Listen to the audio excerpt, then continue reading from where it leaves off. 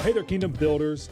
Welcome back. Have you ever wondered how God's presence was symbolized in the Old Testament? Well, today we're diving into Exodus 35, 36, and 37 to discover how the Israelites built the tabernacle, a dwelling place for God himself, and how it points us directly to Jesus Christ. So get ready for an incredible journey through these 3 chapters packed with meaning, symbolism, and challenges for our faith today. But as always, before we jump in, let me do a quick recap of what we have learned so far. In the previous chapters, we saw the Israelites create the golden calf with Aaron telling them not to, a huge rebellion against God, but Moses interceded for them, and God, in his amazing grace, renewed his covenant with his people. Isn't that just incredible? So God's mercy shines through even in the midst of judgment. Now, as we step into Exodus 35 through 37, we'll see a shift from rebellion to obedience and worship. So let's explore what God has for us today.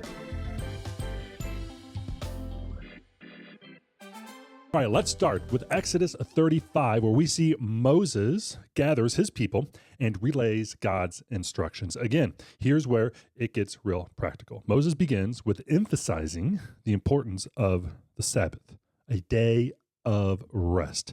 This reminder of rest and worship comes before the massive work project, a way to show that honoring God is the foundation of all and everything that we do. Then he calls the people to bring the contributions for the construction of the tabernacle. Listen to the key verse here in Exodus 35, verse 21. And everyone who was willing and whose hearts moved them came and brought an offering to the Lord for the work on the tent of meeting, for all its service, and for the sacred garments.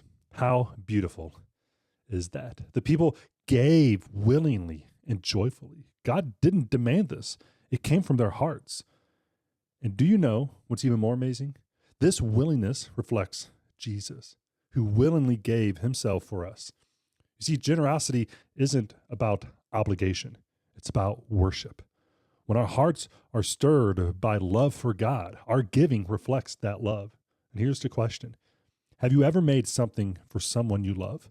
Maybe it was a birthday card, a meal, or even just a small gift that you made. When you gave it out of love. It's not about the size of the gift, but the heart behind it. And that is exactly what is happening here in Exodus 35. The people bring their finest materials that they have because they understand the significance of what they are building. And here's a fun fact. The materials that the people brought, they weren't not just random. Many of them, like the gold, the silver, the fine fabrics, came from the spoils in Egypt. Remember when they fled Egypt, when Pharaoh let them go, they took all the spoils and brought them with them? That's what they gave to God. So think about that. God already provided for this moment when he delivered them from slavery. See, their obedience and generosity now complete this story. Now let's move on to Exodus 36. This is where the action really begins. Bezalel, Oholiab, and other skilled craftsmen start constructing the tabernacle using the materials the people brought. So get this. People were so generous that Moses actually had to say, stop bringing stuff. We have way too much. So imagine that happening in today's world. It's almost actually unimaginable. But this shows us how fully the people embraced the opportunity to contribute.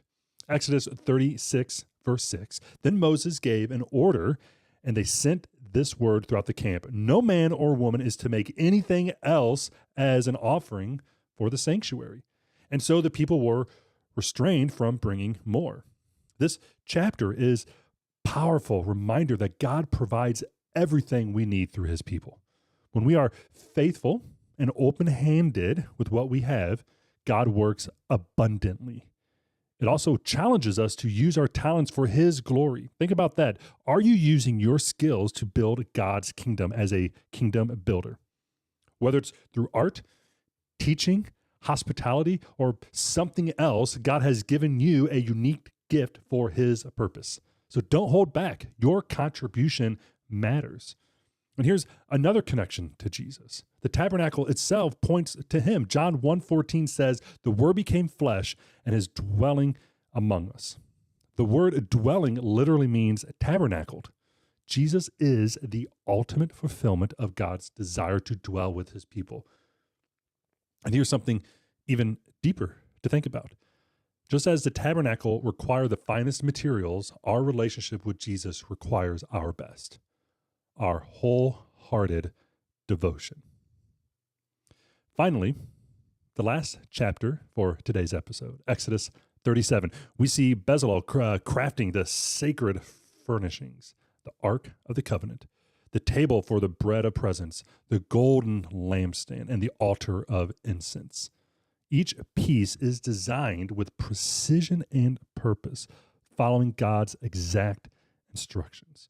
So let's take a look at the ark, the centerpiece of the tabernacle, the piece that has sparked Hollywood in creating movies of finding the ark. Exodus 37, verse 9. The cherubim had their wings spread upward, overshadowing the cover with them. The cherubim faced each other, looking toward the cover. The mercy seat on the ark represents God's presence and his atonement for sin. And here's the connection to Jesus. He is our mercy seat. Romans 3, verse 25 tells us that God presented Christ as a sacrifice of atonement. The ark was a shadow. Jesus is the reality. Think about this. The ark was placed in the holies of holies, the innermost part of the tabernacle. Only the high priest could enter, and only once a year, to offer atonement for the people's sins. But through Jesus, our high priest, we have direct access to God. Isn't that extraordinary? The veil was torn, and now we can approach God with confidence because of what Jesus did. Every detail in these chapters reflects God's holiness and his desire to be with his people. And it all points directly to Jesus, the ultimate fulfillment of God's plan. Isn't it incredible to see how Scripture connects the beginning to the end? God's story is always unfolding, and we get to be a part of it. This isn't just some made-up fairy tale. So what can we take away from today's episode? Exodus 35, 36, and 37 challenges us to be generous, to use our talents for God's glory, and to approach him with reverence. It also reminds us that everything in Scripture points to Jesus. Here's my challenge for you today. Pray about how you can offer your time, your talents, or your resources to God. Maybe it's volunteering at a church, helping a neighbor, or simply being more intentional in your worship. Let's live as kingdom builders. And next time we'll uncover in Exodus 38, 39, and 40, some more completion of the tabernacle and the incredible moment when God's glory fills it. You do not want to miss it. Hey, thanks for joining me today. This episode blessed you in any way. Be sure to like, share, comment, and subscribe to the channel. And don't forget to check out our website at bekingdombuilders.com for more resources. Thanks for listening. Thanks for watching, and I'll see you in the next episode.